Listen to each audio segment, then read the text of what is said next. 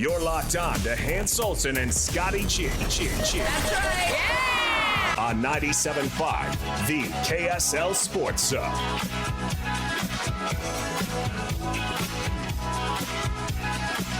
Hans Olsen, Scott Gerard, 97.5, the KSL Sports Zone, as BYU just runs roughshod through Kansas last night, giving them just an absolute beatdown. Aaron Torres from Fox Sports Radio, who was at the Marriott Center last night, will join us coming up here in just a moment. Get his thoughts on that game. See if he's even been able to process it yet, because that one was a lot to take in.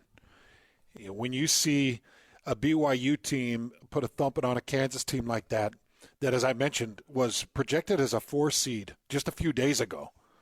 They still had high projections. They were picked to finish first in the Big 12 at the preseason conference that you put together. And BYU, not only did they beat them by 34, at one point they led by 38. They started out on an 8-0 run. And it was kind of every hand on deck. Everybody participated. Dallin Hall was incredible in the minutes that he played and critical when he needed to be on the court. We talk about Richie Saunders and the importance that he's played for this team. He's just been incredible. And now we're starting to watch a team that's coming together, and you're thinking, all right, well then, how good can they be? Yeah. Because we haven't seen Yegor Demin really hit the peak that we've expected from him, but he's coming along. What if he does kind of hit that stride? All of a sudden here in the final 4 or 5 games of the season, and he starts to hit that stride, and then in the conference tournament, you see him get a couple of wins and picks up that confidence, then you don't know, because Kevin Young is just getting his feet wet back in college basketball as a head coach and trying to figure out what his stride is. So when you watch a game and a beatdown like that against Bill Self and the Jayhawks in that building, then you're like, okay, well, what's possible then for this team? Yeah. Because you mentioned what Bill Self said in the postgame. He said if they play like that, they could beat anybody. Yeah, and he's right. He said that's the best basketball that's been played against us this season. And that's pretty high praise coming from one of the greatest to ever do it. Yeah. But then you start to question, college basketball is changing with NIL. And we start to wonder, okay, well, how good is Bill Self when he's coaching the exact same talent as anybody else in the country? Exactly.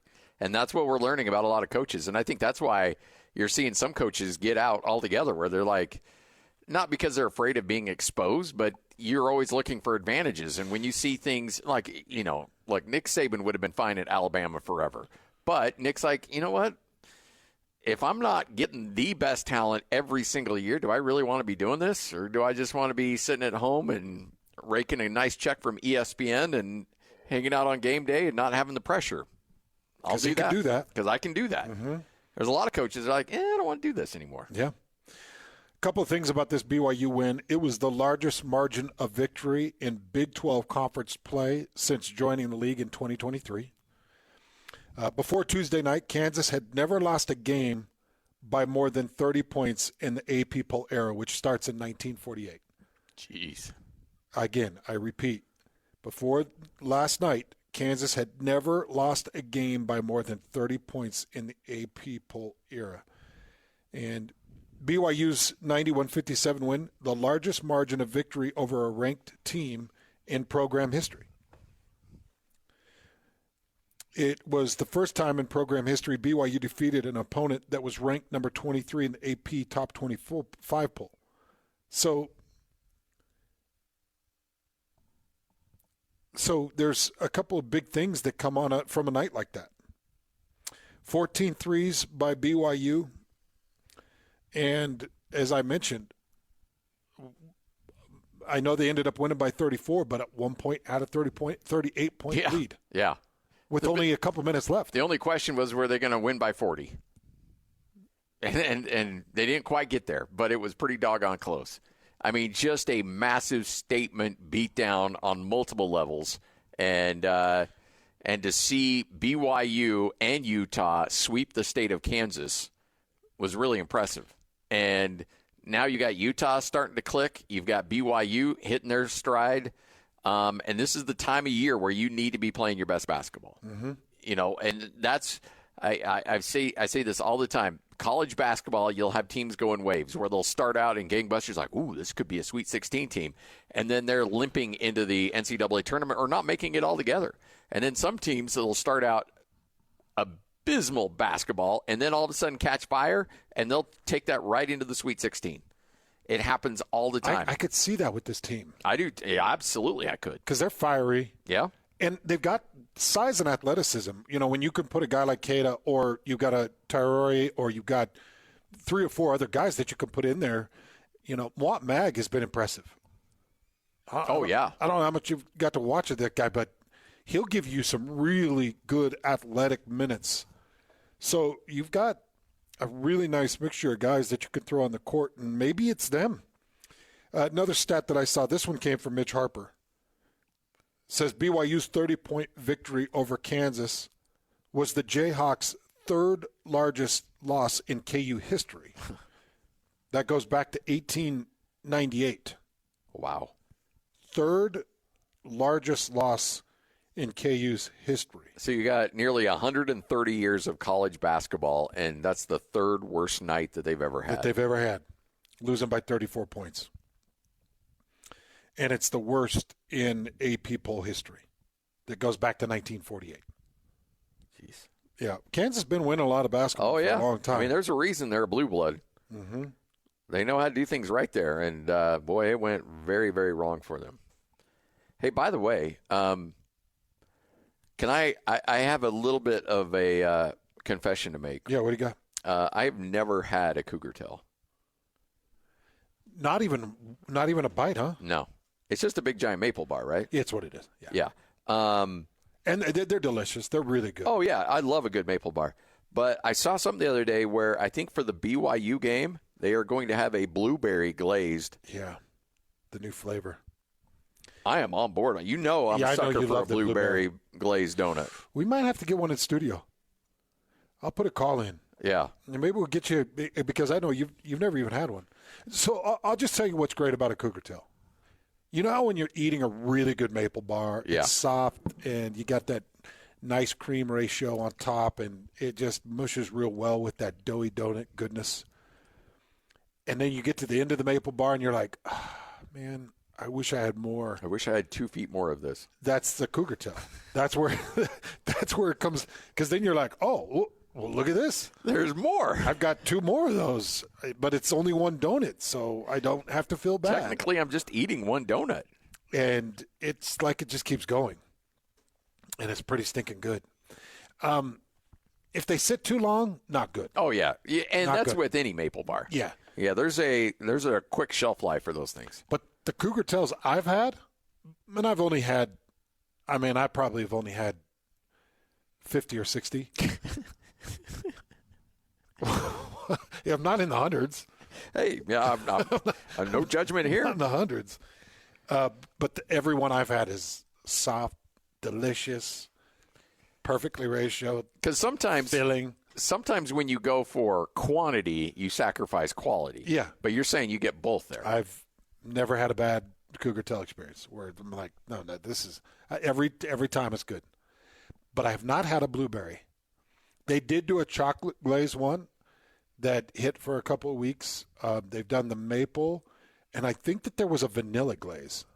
That could be good. How was the maple? I mean, not maple. How was the chocolate? The chocolate was really good. It was really good. And I've got to imagine that the blueberry, it should be a hit, and it should stay. Look, blue, BYU, it makes too much sense. Well, maple is my favorite bar. Yeah. So if you're going to do one, maple's my favorite. Blueberry might be a close second. And I haven't had it yet. But I would imagine that the blueberry would be a close second. You said that they're going to be debuting that where? I think for the Utah game, the last game of the season. I thought that's what I'd read. If somebody knows more, please let me know. Well, it's not like because you and I need to line up if I have a Utah State game that day. Because if not, I'm going down to the Marriott Center. I'm watching that game. We'll go. Just let me know. What day is that? The March, was it? Yeah, there is a Utah State game. It's against Air Force. And I want to say it's a 2 o'clock game. Yeah, Utah State and Air Force is at 2. I might get on my horse and get on down there. Just let me know. Because that would be fun. I think the three of us should go together. And that game's not till, 8:30? We might be able to pull that off. Yeah. It's hard to get a ticket, but I'll see if I can put in a call. Well, we need to get a little press pass. Do you know some people? I know a person or two.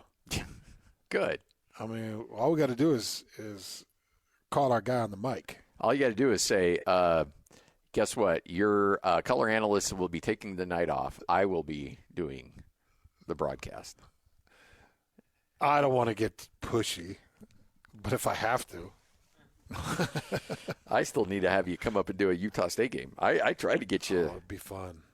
Yeah, you did extend the offer when I was up there for the recruiting trip, and I just didn't want to step on toes. Oh, there's no toes to be stepped on. Spencer be like, "Oh, Spencer's taking my airspace here, bud." He got out of the way of the governor. He'd be more than happy to get out of the way for you.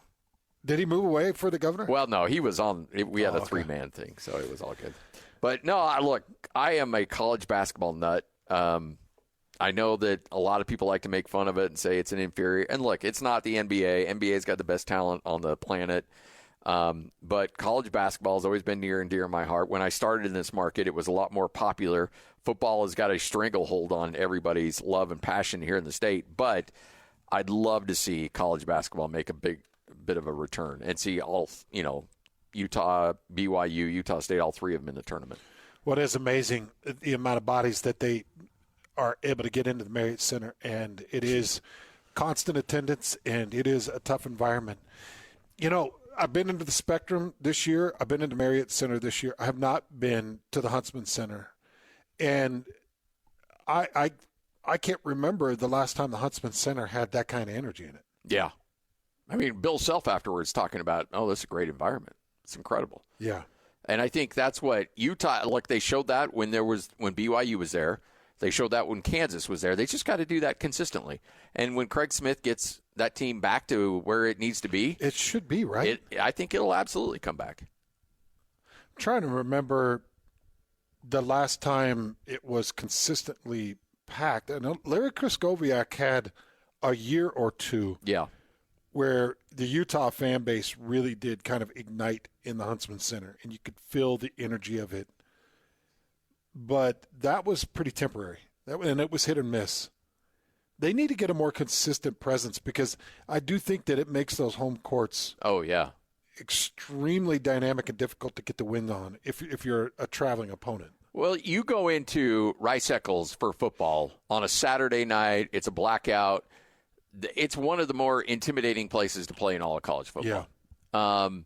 And I was thinking about that when I was down in New Mexico calling that Utah State-New Mexico basketball game. I'm looking at the pit, and they had 15,000 people there, and there was not an empty seat. It was as loud as any building I've ever been in terms of just overall just intense, loud, just obnoxious, just crazy in-your-face fans. And I'm thinking, these guys don't get 15,000 for football. Mm-hmm. But yet, here we got 15,000 in the pit, and this place is absolutely rocking. And it's like, if they could take that same kind of energy and put it into football, holy smokes, they could get that thing going pretty quick. But you got to win. And ultimately, that's what it's about. And the more you consistently win, the more your fans are going to show up, and then the louder they're going to be, and then it becomes part of their DNA. Like, that's just what we do. We always go to games.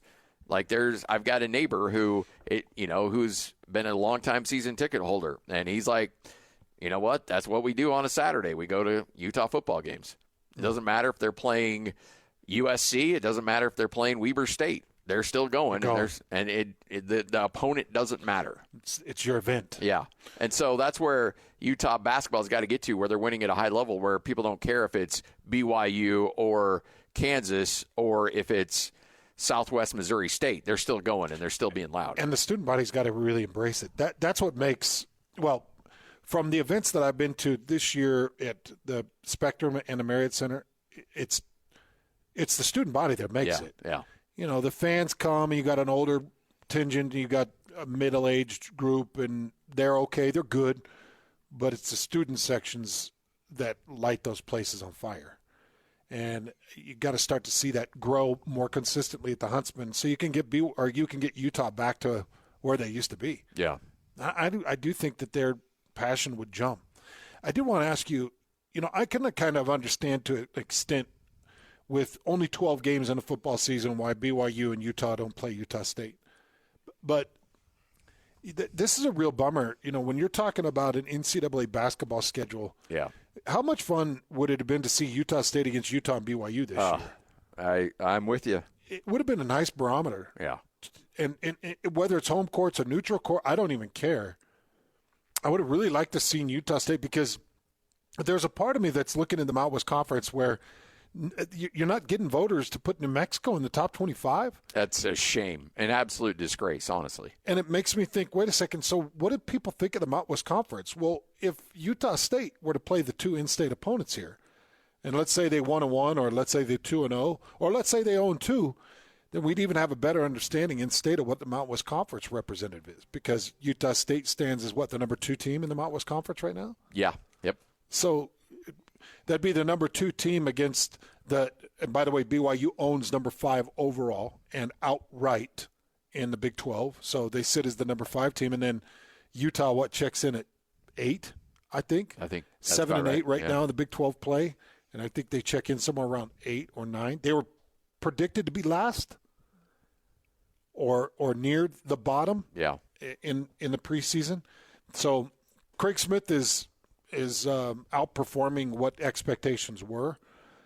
But, man, it would be really nice, and it doesn't make sense. From a scheduling standpoint, from a computer ranking standpoint, from a convenience standpoint, it just makes too much sense. And I don't understand why we can't get it done on a year in and year out basis. What happened to the Beehive Classic? Attendance just wasn't as good. It just wasn't where they needed it to be to make money on it, honestly. Because that took Weber State, Southern Utah. No, Weber State, Utah, BYU, Utah State. So those 4. Those 4, yep. And they just couldn't get the attendance. It was at the Delta Center. Yep. It was like 2 or 3 years that it ran. It was a great concept. Oh, awesome concept. And it just didn't click with the fan bases. I don't know why. They just couldn't generate the revenue they needed to on it. Well, they put effort into that. I remember they advertised it. They put effort into it. They made it a really fun environment venue.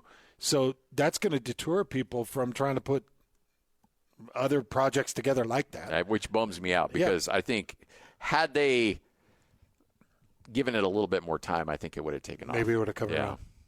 All right, Hans and Scotty, I don't think it'll go. The problem is now you got Utah and BYU in the same conference. Yeah. So, that probably wouldn't have survived. That's right. That was running during Independence Pac-12 play. Right here on the Zone. This is DJ and PK. Former BYU coach Dave Rose. We got a little change in administration at BYU. How was it working for Tom Homo? Tom was as good a guy to work for as you could have had, because he just let you go and do your thing. There were obviously times when he'd kind of corral you and bring you back in a little bit, but he let you run your program, and he was very, very supportive, and the things that you needed. There were so many things that went into Tom's legacy there that didn't really have anything to do with the game itself. It just has to do with trying to get us up to speed and actually prepare the school to get into where they are now, into the Big 12. Catch DJ and PK mornings from 6 to 10 on 97.5, the KSL Sports Zone. The wheel is loaded, and it's time to talk some sports. This is Sports Roulette with Hans and Scotty on 97.5, the KSL Sports Zone. Hans Olsen, Scott Gerard, 97.5, the KSL Sports Zone. Hey, it is a Wednesday, which means it's a Win Ticket Wednesday, and we got tickets for you. Call number 12 right now, 801-575-ZONE. That's 801-575-ZONE. And you will win a pair of tickets to see the Australian Pink Floyd show, Wish You Were Here, the 50th anniversary tour, coming to the Sandy Amphitheater on Sunday, August 10th. Get tickets now at livenation.com. That's livenation.com, or you can just be caller number 12 right now, 801-575-ZONE, and your chance to win tickets. August 10th. I can't wait for that. That means football's going to be here. Fast. So let's go. It's going to be a long summer. Football's almost here. Oh, man. I miss it. Well, we got spring ball coming up pretty quick. It'll give us a little bit of taste anyways. Yeah. And then we start to put together the transfer names. And Oh, boy. I'm not looking forward. Like, I'm looking forward to the 60 and 60, getting it going. I'm not looking forward to putting it together this year. It's going to be a beast. We're going to need extra help from the universities. Yeah. So we may have to call coaches. Just be like, put this list together. I just can't. I mean, I am really looking forward to, because he only did it 1 year at BYU before leaving.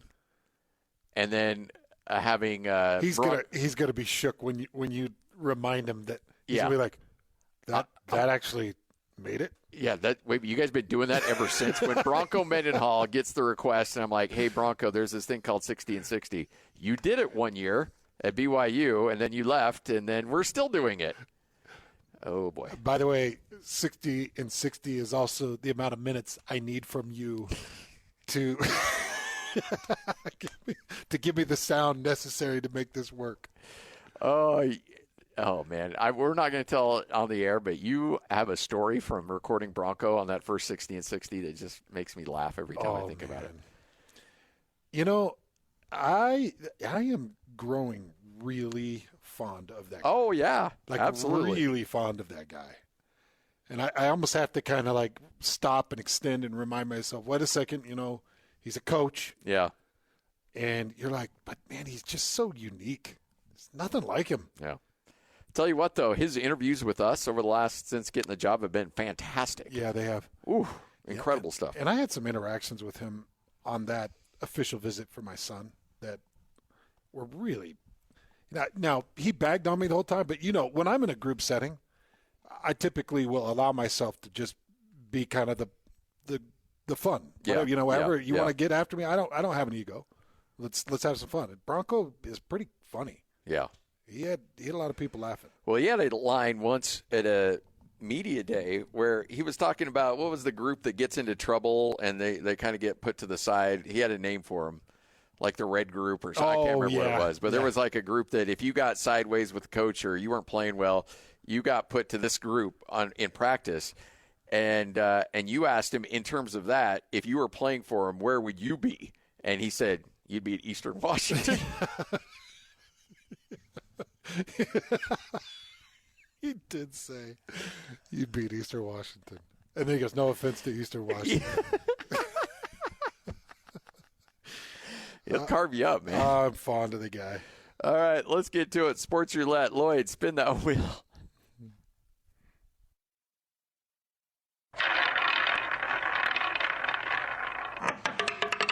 This makes me hate him even more.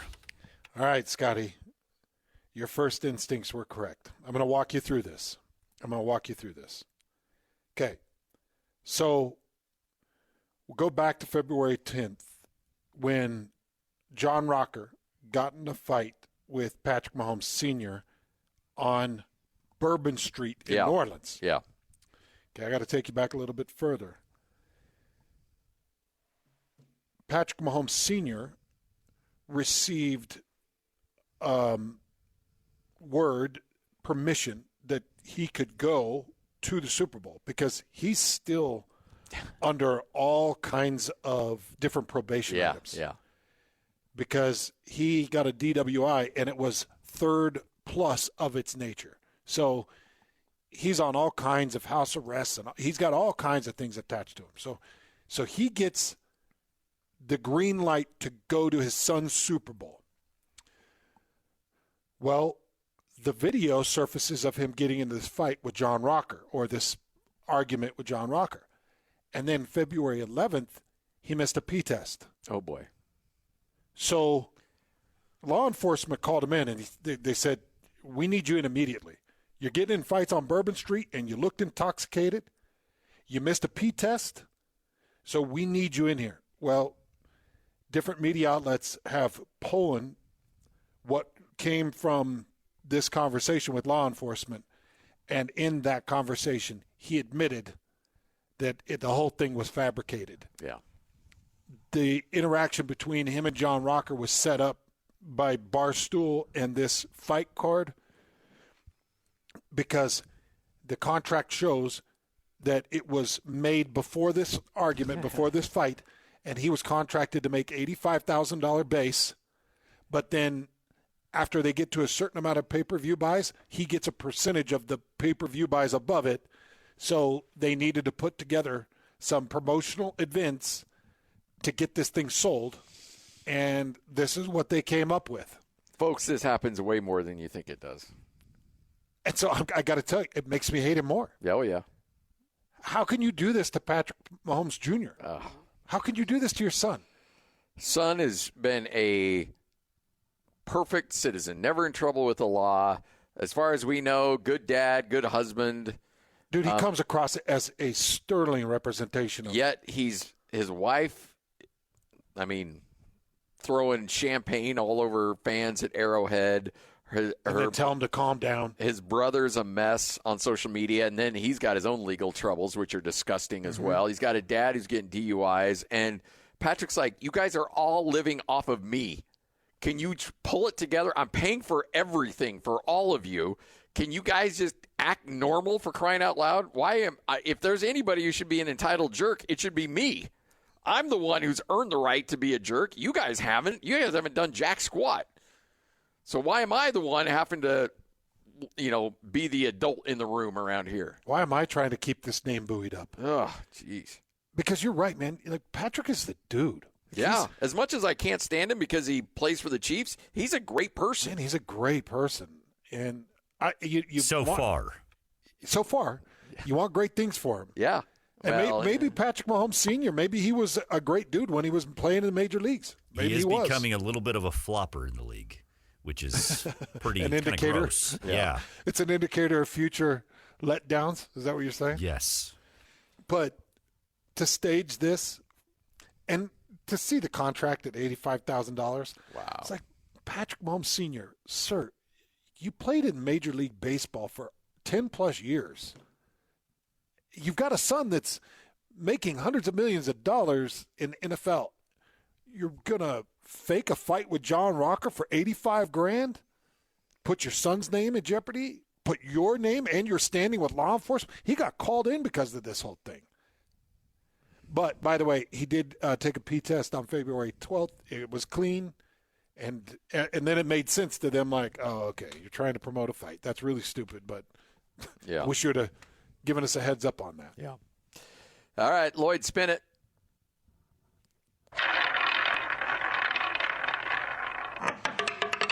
Take it easy, Dad. So there is video surfacing of Rick Pitino talking to his team at halftime at a St. John's game when they're trailing at the half. And a lot of people are sinking their teeth into it. This is good old school coaching. I don't know if you've seen the audio on this, but here's Rick Pitino talking to his team. Dig in and be a basketball player. Dig in. Every time you miss a shot, your game deflates. We don't care about your missed shots. Play defense. You guys keep blowing opportunity upon opportunity upon opportunity. You're like children with bad things happening. Instead of digging in and be tougher, you wilt. Where is your toughness? Where have you guys been raised that you're so weak mentally that you just give up when something doesn't go right for you? Don't you know what adversity is all about? That's the game of life, not the game of basketball. You don't get down when things go wrong. You dig in and get tougher. Your whole life's going to be adversity. Learn how to deal with it. Oh, my gosh. So everybody's all fired up about it. Now, this is part of a documentary, so he may have been, he may have been playing it up for the camera a little bit. But that was at a halftime when they were down big. They actually rallied and came back and won that game. Well, everybody's been talking about Rick Pitino and his halftime speech and how great it is. His son, Richard Pitino, retweeted it, and he just put out PTSD of the time I didn't make my bed. I saw you tweet that. I love that.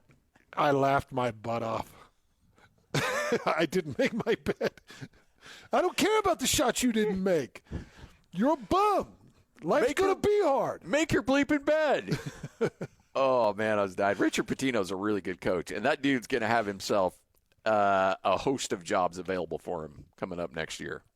By the way, the speech is good. Oh, it's great. Yeah, it's really good. It's good. And if you allow yourself to be coached by individuals like that without taking offense, but taking it as inspiration, good things can come of it. Yeah. And he's made a lot of good basketball players. Now, is he a good human being? Maybe not. That's highly debatable. Yeah. And very likely questionable. And let's get Coach Mac's daughter on to talk about that. She would argue that he's not. Yeah. But I did there was, when he was at Iona a couple of years ago, Utah State was playing in a basketball tournament in Hawaii, and I stuck around and watched a game that he coached, and I'm just sitting there at media row. It's one of those tournaments, there's not a lot of people there, and I just watched him coach because I thought, how is he as a coach? Is he a guy that's going to just sit on the sideline and just have his, legs up and let the assistants do all the work? Or is he a guy that actually he never sat the entire game? Mm-hmm. And it was really fun to watch him at his advanced age. I think he's well into his 70s, and he is in it to win it, man. He hasn't lost any fire. Nope. No, he is not. Still wakes up motivated. That's an example to us, man. That's an example to people out there that are having to wake up and do a job. Like, hopefully you can wake up and find some passion in it. Yep. All right, 2:50 will wrap this bad boy up next. 97.5, the KSL Sports Zone. This is Jake Scott and Ben Anderson. Athletics are funny that way. I've always said this. Not only does it attract people from all sorts of different backgrounds, but all sorts of different intelligence levels, different emotionally intelligence levels, like all those things. Like, I don't know how coaches do it, honestly. This is going to sound mean because it's certainly not the case. There are legitimate savants, can think everything with the game, and then aren't super intelligent off the floor and struggle off the floor. And that's quite common. It's so applicable, though, to life. I mean, Elton John just sat down and played the piano. I think in person you can really tell the difference between not intelligent and maybe just public speaking isn't my first way of communicating. But then you can see people as just like, okay, this dude's just a dim bulb. And as a dim bulb myself, I feel like we can really sniff out each other. You know what I mean? Spider sense tingles when you get around each other. This guy's faking it just like me. Hear Jake Scott and Ben Anderson every day from 10 to noon on 97.5 The KSL Sports Zone.